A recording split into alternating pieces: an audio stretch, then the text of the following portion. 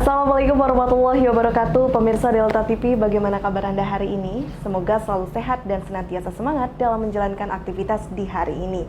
Senang sekali rasanya saya Salwa Sakinah dapat kembali menjumpai Anda dalam Halo Legislator. Pemirsa, sebagaimana kita ketahui bahwa saat ini kita tengah memasuki tahun politik. Dalam hitungan bulan Indonesia akan menghadapi pesta demokrasi 5 tahun atau pemilu. Hingar-bingar politik sudah diperkirakan semakin ketat persaingannya. Dan Indonesia sebagai negara demokrasi tentunya pemilu menjadi hal yang sangat urgent dan penting untuk dilaksanakan untuk menentukan pemimpin di masa mendatang. Tentu saja untuk membahas mengenai pemilu di tahun 2024, sudah hadir bersama kita Wakil Ketua Komisi 3 DPRD Lampung Tengah dari fraksi Demokrat, Bapak Singa Ersa Arwangga. Selamat siang. Selamat siang. Bagaimana kabarnya, Pak? Alhamdulillah baik, sehat. Sehat ya, Pak? Ya, itu yang penting sehat. Ya. Yang penting sehat dan semangat, karena saat ini pasti. Tahun 2023 semangat baru. Semangat baru, persiapan di pemilu di tahun 2024. Gimana nih Pak Ersa, sebagai Wakil Ketua Komisi 3 DPRD Lampung Tengah, sudah detik-detik mau masa akhir jabatan, semakin sibukkah atau justru tidak, Pak? Justru sekarang ini sibuk di kantor, tetap ada kesibukan. Sibuk mulai sosialisasi untuk persiapan Pileg tahun 2024. Tentunya kita sudah banyak melakukan persiapan-persiapan untuk melakukan Pileg? perang politik namanya. Perang politik lagi. Teman-teman. Baik. Di tahun 2023 kan memang sudah masuk nih ya Pak, untuk menyambut di tahun 2024. Bagaimana untuk situasi di Kabupaten Lampung Tengah? Sudah terasakah gemanya antara kompetisi dan lain sebagainya? Mungkin bisa dijelaskan situasi saat ini. Sekarang ini di Lampung Tengah kelihatannya masih kondusif, masih kelihatan dingin-dingin saja. Mengingat kalau yang calon-calon baru memang sudah mulai berkiprah, benar sekali. Ya, karena mereka tidak tahu, dianggap DPR itu adalah segala-galanya. Mereka sudah mulai menanamkan cengkramannya. Mengingat memang perang politik ini tentunya bagaimana kita mengambil hati masyarakat, tentunya dengan memberikan bantuan, solusi, permasalahan, dan sebagainya. Karena masyarakat awam ini banyak sekali yang buta tentang politik, tentang hukum, tentang bagaimana bermasyarakat yang baik. Jadi kita sebagai anggota DPRD tentunya banyak turun ke masyarakat, memberikan bantuan-bantuan kepada masyarakat, sehingga masyarakat merasa dibantu oleh wakilnya. Ke depan mudah-mudahan masyarakat masih mempercayakan kepada kita DPRD dipilih pada tahun 2019 kemarin. Oke, baik. Jadi calon-calon ini sudah mulai tampil di sana-sini, tapi yang terpenting memang aksi nyata untuk masyarakat ya Pak? Ya, tentunya itu. Tentu saja. Alhamdulillah, saya banyak berbuat untuk masyarakat. Untuk masyarakat sejauh ini. Mengingat masyarakat itu sangat-sangat butuh bantuan dari pemerintah daerah, berupa bangunan infrastruktur, berupa bansos untuk rehab-rehab masjid. Alhamdulillah,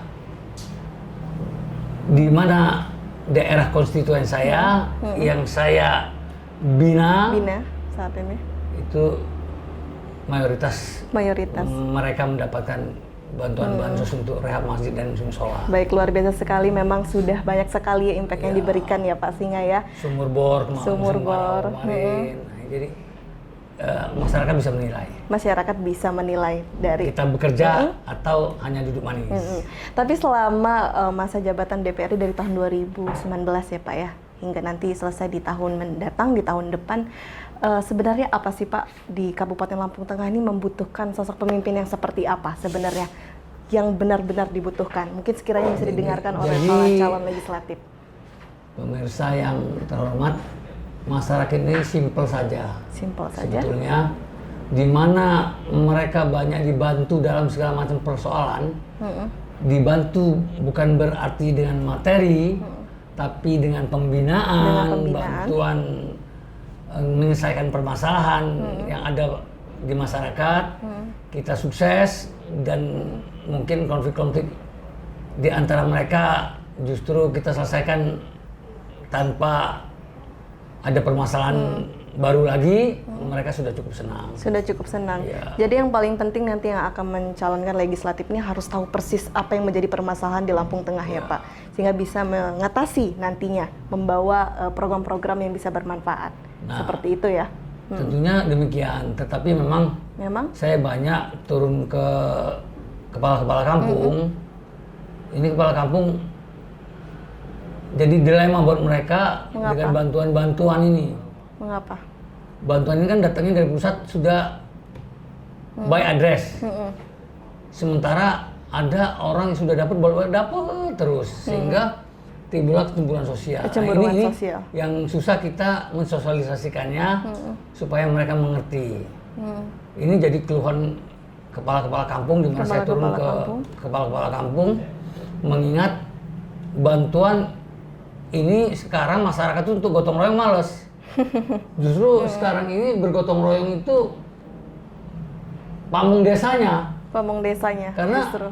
Mereka yang tidak dapat itu suruh aja dia bilang yang dapat bantuan itu semua itu yang gotong royong. Nah, baik. Ini perlu jadi pikiran kita bersama bagaimana ke depan agar bantuan-bantuan tersebut tepat sasaran dan tidak menimbulkan kecemburuan sosial kepada sesama masyarakat. Baik, benar sekali, dan ini menjadi PR juga untuk para calon legislatif ya, agar bisa memikirkan hal ini.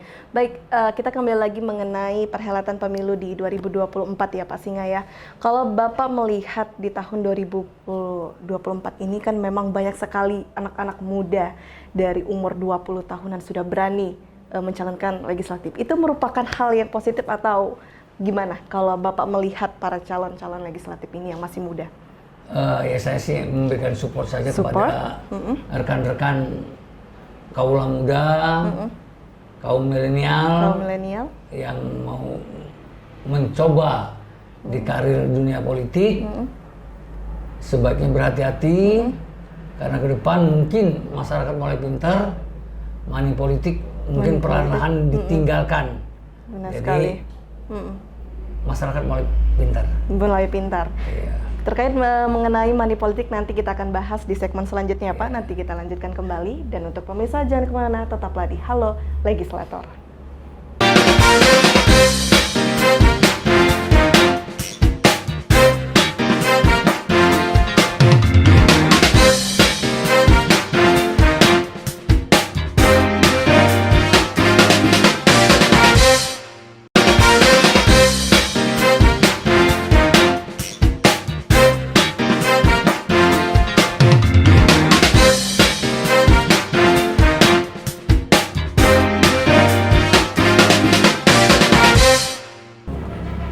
Terima kasih pemirsa, Anda kembali menyaksikan Halo Legislator.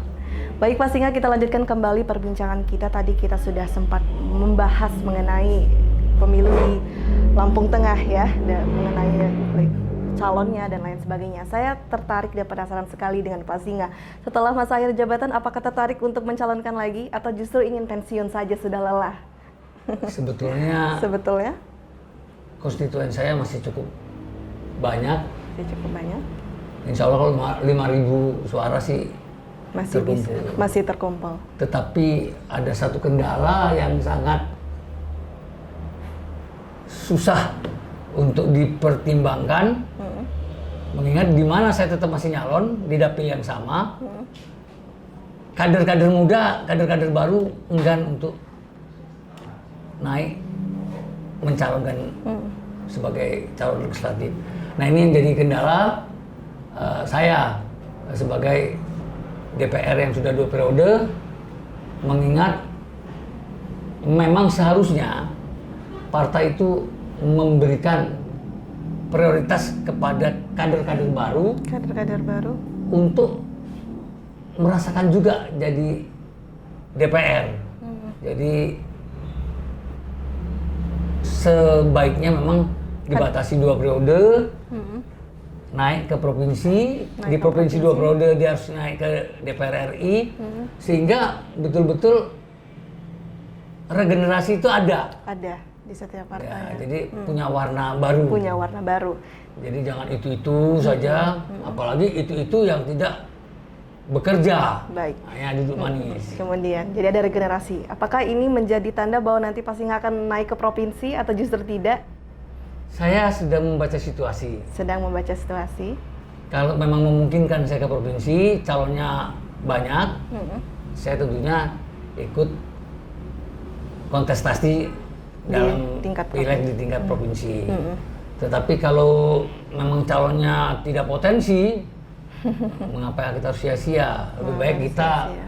bagaimana membesarkan Partai Demokrat ini dengan kader-kader yang baru. Kita sebagai senioritas, kita membina mereka bagaimana mereka bisa mendulang suara untuk memperbesar Partai Demokrat ke depan. Baik, tapi yang paling pasti di sini adalah tetap maju ya Pak di 2024. Pasti. Maju. Cuman persoalan di mana Di itu mana? rahasia. Kemudian untuk partai sendiri apakah pindah haluan atau justru tidak? Tetap di Demokrat. Saya cinta Demokrat Mengapa? karena saya pertama jadi juga di Demokrat dan saya merasa nyaman di Demokrat. Nyamannya ini kenapa? Mungkin bisa dijelaskan Nyaman lebih ini spesifik. katanya partai ini tidak terlalu banyak permasalahan yang harus ditanggung oleh anggota DPR, mengingat anggota DPR ini juga mayoritas itu sudah dijaminkan ke Bank Lampung. Ini Oh, terbuka seperti saja nih. itu, terbuka saja. Nah, jadi Sebagai untuk- informasi juga ya Pak. Untuk mengembalikan biaya kos politik yang tinggi. Nah ini justru untuk saya mengimbau kepada generasi penerus ini harus berhati-hati, jangan mengikuti maunya masyarakat. Akhirnya nanti setelah jadi DPR timbul penyesalan dan tidak bekerja. Nah ini sangat-sangat merugikan masyarakat. Saya menghimbau kepada masyarakat pemilih, mohon kiranya semakin cerdas, meninggalkan money politik, Money politik. sehingga apa yang dipilih oleh kita betul-betul menjadi wakil kita dan betul-betul memperjuangkan aspirasi masyarakat ke depan lebih baik. Namun kalau masyarakat masih berpikir dengan money politik, maka aspirasi masyarakat tersebut tidak akan tertampung oleh DPR tersebut, karena bagaimana caranya untuk mengembalikan uang tersebut susah sekali. Benar sekali. Akan berpikirnya untuk mengembalikan modal ya Iya. kalau sudah. Timbulnya niatnya tidak baik. Niatnya tidak baik. Nanti kita akan bahas mengenai money politik. Kalau sudah ada money politik ini kan memang benar dikatakan nanti kontribusinya akan nyata untuk masyarakat akan semakin berkurang. Nah, Pak Singa berbicara mengenai kontribusi selain suara tadi yang menjadi alasan Pak Singa untuk maju, apakah Pak Singa selain suara ingin memberikan strategi baru, program baru jika ingin maju di tahun mendatang? Adakah program yang memang ini akan saya bawa? Sebetulnya program di DPRD ini hanya sedikit ya. Hanya sedikit realita. Tidak seperti halnya di DPR RI atau di DPR provinsi. Jadi masyarakat itu di mana aspirasinya bisa tertampung, disampaikan ke pihak eksekutif, apa yang menjadi kemauan dan keluhan, kita bisa menyampaikan ke pihak eksekutif, dan tentunya mereka selalu menuntut kepada DPR sebagai wakilnya supaya dapat betul-betul aspirasi ini diperjuangkan menjadi suatu kenyataan. Apa yang diharapkan oleh masyarakat, mereka sudah cukup puas. Tentunya yang banyak itu pembangunan yang banyak diharapkan oleh masyarakat. Baik. Terutama pupuk. Nah, ini jadi kendala yang sangat-sangat luas sekali di seluruh Lampung Tengah ini. Mungkin di seluruh Lampung ini masalah pupuk ini adalah suatu kelangkaan yang sangat dibutuhkan oleh petani. Baik, Jadi nanti di tahun 2024 mendatang mungkin nanti Pak Singa akan lebih fokus kepada hal-hal yang sifatnya pembangunan ya Pak ya. Ya. Seperti itu. Baik, berbicara mengenai janji politik ini kan sebenarnya klise, tapi ini merupakan hal yang sangat penting juga ya Pak ketika mencalonkan diri. Kalau dari Pak Singa sendiri, bisa tidak memberi spill-spill tentang nanti janji politik untuk di pemilu 2024? Kalau dari Pak Singa. Alhamdulillah, saya janji politik tidak terlalu muluk-muluk. Yang saya janjikan kemarin, alhamdulillah mayoritas saya tepati janji-janji saya. Ke depan pun saya tidak akan bermuluk-muluk, berjanji, karena apabila kita berjanji dengan janji-janji yang muluk-muluk, kemudian tidak tertepati, menjadikan kekecewaan masyarakat yang kemudian justru menjatuhkan partai tersebut di pemilihan legislatif yang mendatang. Jadi kita betul-betul bagaimana caranya kita bina konstituen itu sebaik-baiknya, jangan disakiti mereka. Baik, jadi masyarakat bisa menilai ya kinerja yang sudah hampir 2 periode ya sudah menjabat menjadi DPRD. Jadi insya Allah di tahun mendatang ketika Pak Singa akan memberikan janji politik itu nanti akan benar-benar terrealisasi ya Pak ya? Insya Allah. Insya Allah. Jadi jangan terlalu bermuluk-muluk. Tapi kalau yang pemula rata-rata mereka janjinya muluk-muluk. Waduh, mengapa bahaya tuh? Itu. Bahaya ya Pak. Padahal bisa dimulai dari hal start kecil saja ya? Ya. Tidak perlu bicara hal besar. Karena saya pelajari yang kemarin, DPR yang kemarin, yang baru-baru, dengan janji-janji muluk-muluknya banyak sekali yang tidak terrealisasi. Tidak benar terrealisasi. Jadi jangan seperti itu ya, lebih kepada aksi yang bisa masuk akal untuk dilakukan. Baik Pak Singa, nanti kita lanjutkan kembali masih membahas mengenai pemilu di 2024. Dan untuk pemirsa, jangan kemana-mana, tetap di Halo Legislator.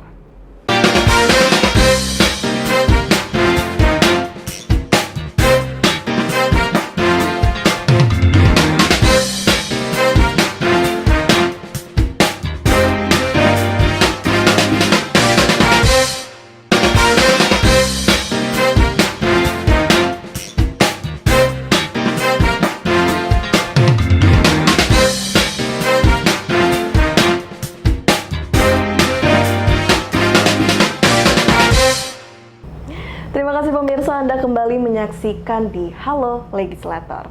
Baik Pak Singa, kita lanjutkan kembali berbicara mengenai pemilu 2024. Ini kan memang selalu identik dengan money politik. Tapi saya ingin tahu dari Pak Singa sendiri menyiapkan anggaran banyak atau justru tidak?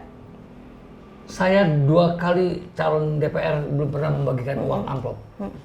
Tidak pernah? Tidak pernah. Sedikit pun?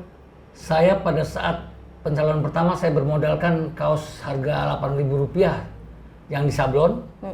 Saya bisa mendulang suara 6.040. 6.040. Apa yang ditawarkan?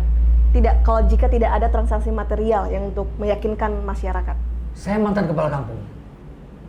Dan saya banyak membantu masyarakat di bidang hukum. Di mana persoalan masyarakat selalu saya bantu tanpa pamrih. Jadi mereka sudah antusias untuk milih saya, dan sampai saat ini pun masyarakat masih permasalahan apapun juga, pematokan tanah, kemudian pemerasan, korban rentenir itu datang ke rumah. Selalu dibantu oleh Pak Singa. Saya alhamdulillah saya bantu tanpa biaya dan semuanya sukses. Semuanya. Jadi itu yang diharapkan oleh masyarakat. Masyarakat nggak mengharapkan uang sebetulnya. Tidak mengharapkan, tapi track record sebelumnya. Dan bantuan permasalahan itu kita bisa bantu mereka sudah sangat-sangat. Baik. Jadi itu yang dijual, bukan diiming-iming mendapatkan sepersekian, tidak. Saya waktu itu mau mereka bayar pajak pun saya bantu. Mau bikin KTP pun saya bantu karena memang kebetulan saya kepala kampung. Di kampung saya pada saat saya tahun 2014, 98% masyarakat saya milih saya. Luar biasa. Hanya 2% mengingat saksi-saksi dan ranting-ranting partai yang lain. Itu mengapa Pak Singa begitu percaya diri untuk mendapatkan suara banyak lagi di tahun depan ya Pak ya? Karena memang track record yang diberikan sangat jelas dan luar biasa untuk masyarakat. Kemarin saya karena souvenir tidak boleh melebihi 50.000. Saya berikan baju batik, ternyata tidak maksimal. Tidak maksimal. Karena baju batik tidak membawa pesan. Tapi kaos yang 8.000 ada sablon nama dan nomor, itu ada pesan di situ. Baik. Jadi saya banyak penurunan kemarin karena memang baju batik tidak membawa pesan. Saya kunjungan, saya kasih oleh-oleh baju batik, memang harganya saya beli di Jogja tidak terlalu mahal, sekitar 40.000. Jadi tidak menyalahi aturan, karena saya takut sekali diincar kawan-kawan saya money politik. Money politik. Itu. Jadi makanya saya nggak berani. apakah bisa diartikan bahwa memang pemilu tanpa money politik itu sangat bisa dilakukan dan Bisa. Pak Singa menjadi Saya bukti? sudah saya coba. 2 kali saya nyalon tidak pernah saya membagikan amplop. Memang saya ada janji. Ada janji? Kalau baju batik saya tersebut bisa muncul 75%, saya kasih bonus mereka. Bukan kasih bonus. Dan itu saya buktikan. Kampung Payung Rejo, Tanjung Rejo, Payung Dadi, sekitar saya yang maksimal sekali. Semua saya kasih. Semua imbalan. dikasih. Dan itu pun juga nanti akan dilakukan ya? Setelah saya dilantik baru saya kasih imbalan. Jadi bukan main politik, tanda terima kasih. Tanda terima kasih sudah percaya ya memberikan amanah kepada Pak Singa. Dan di 2024 nanti juga akan polanya seperti itu, tidak ada Sama. uang sama sekali ya Pak. Mungkin ya souvenir yang diperbolehkan aturannya oleh KPU, tetapi tentunya yang harus membawa pesan. Seperti itu. Kalau tanpa pesan, Kemudian mungkin money politik tidak terjadi untuk memberikan suap kepada masyarakat. Bagaimana dengan isu yang berkembang bahwa untuk kita mencalonkan perlu ada mahar di setiap partai? Itu beneran ada atau tidak, Pak? alhamdulillah Demokrat tidak ada. Demokrat bersih? Bersih. Bahkan mau pelantikannya saya dengar ada salah satu partai yang harus setor 100 juta. Benar, mau seperti itu. pelantikan. Tidak ada di Kalau Demokrat. di Demokrat tidak ada sama sekali. Pencalonan tidak ada biaya, di Lampung Tengah saya nyalon yang kedua, yang pertama. Kemudian mau dilantik pun tidak ada biayanya. Tidak ada. Alhamdulillah Demokrat memang betul-betul cerminan kebersihan. Kebersihan, dan itulah yang menjadi alasan Pak Singa begitu nyaman ya Ya, untuk nyaman berada di di Demokrat. Baik Pak, kita akan beranjak lagi ke isu yang lain ya mengenai perhelatan pemilu ini 2024. Saat ini sedang hot-hotnya membicarakan mengenai sistem ya Pak pemilihannya, apakah terbuka atau tertutup. Saya ingin tahu dari Pak Singa, lebih pro terhadap yang sistem tertutup atau terbuka? Kalau yang betul-betul demokrasi adalah yang terbuka. Terbuka, kenapa? Karena betul-betul by name by address. Jadi orang memilih itu sesuai apa yang diharapkan oleh masyarakat. Jadi rasa demokrasi itu ada. Ada. Tetapi kalau dia tertutup, tentunya yang menentukan adalah partai. Masyarakat akhirnya tidak terwakili. Akan tidak terbuka. Kadangkala di Lampung Tengah bisa saja yang jadi orang Bandar Lampung, Orang Bandar Lampung. orang mungkin Lampung Selatan. Karena yang menentukan adalah partai. Partai. Tapi kalau dari parpol Demokrat bagaimana? Demokrat tetap Lebih setuju, berjuang, tetap terbuka, menolak tertutup, tertutup. dan setuju tentunya terbuka. Tapi kalau dari analisa dari Pak Singa sendiri melihat bagaimana kalau benar-benar pemilu di 2024 itu menggunakan sistem tertutup, apa yang akan terjadi? Nah ini sebetulnya partai-partai politik ini kan 8 partai kalau tidak salah yang sudah menyatakan menolak. Menolak. Hanya kalau tidak salah 2 partai yang menyetujui. Benar. PDI dan Gerindra kalau tidak salah. Masakan mungkin partai sekian banyaknya kalah dengan 2 partai. Benar. Dan sedang digugat di MK. Jadi Saya berharap MK betul-betul konsisten dan betul-betul memperhatikan rasa demokrasi benar. di masyarakat. Benar sekali, karena itu nantinya akan mencoreng negara Indonesia sebagai negara demokrasi ya, Iya. Pak. Oke, baik Pak Singa, terakhir kita akan ke isu terakhir yang benar-benar dipikirkan oleh masyarakat. Katanya pemilu akan ditunda hingga tahun 2027. Percaya atau tidak? Isu itu santer beredar Sempat beredar. karena orang-orang yang di sekitar Pak Jokowi yang merasa nyaman tentunya Nyaman, tentu.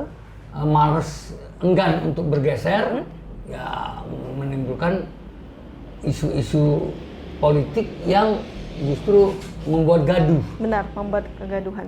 Membuat kegaduhan, sehingga saya berharap Pak Jokowi sebagai Presiden Republik Indonesia bisa menetralisir isu-isu yang membuat gaduh tersebut, sehingga masyarakat bisa, dunia politik merasa nyaman. Baik, dan pemilu tetap dilaksanakan di 2024. Baik Pak Singa, singkat saja memberikan closing statement untuk pemirsa yang sudah setia menyaksikan kita.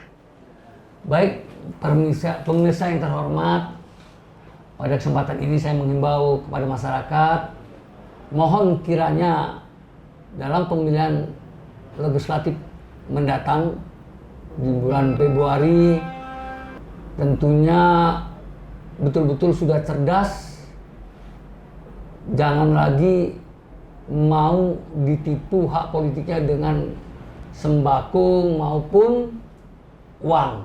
Jadi program yang ditawarkan caleg kepada kita itulah sebagai pertimbangan daripada kita memilih wakil kita ke depan. Tentunya kita berharap lebih baik daripada yang sekarang. Itu saja saya rasa. Dan satu lagi, saya berharap masyarakat tidak golput. Jadi betul-betul memberikan hak suaranya agar bermanfaat untuk negara kesatuan Republik Indonesia mendatang. Terima kasih. Wassalamualaikum warahmatullahi wabarakatuh. Baik, terima kasih Pak Singa. Semoga sukses dan sehat selalu ya Pak. Amin. Untuk di 2024. Dan tak lupa saya ucapkan terima kasih juga untuk pemirsa yang ada di rumah. Kita doakan semoga pemilu di Indonesia tidak hanya akan menghasilkan demokrasi secara prosedural, tapi juga bisa menghasilkan demokrasi yang substantif tanpa money politik, sehingga dapat menghasilkan pemimpin yang berkualitas. Saya Salsa Sakinah, mewakili kru yang bertugas hari ini pamit undur diri. Wassalamualaikum warahmatullahi wabarakatuh. Sampai jumpa. Terima kasih Pak.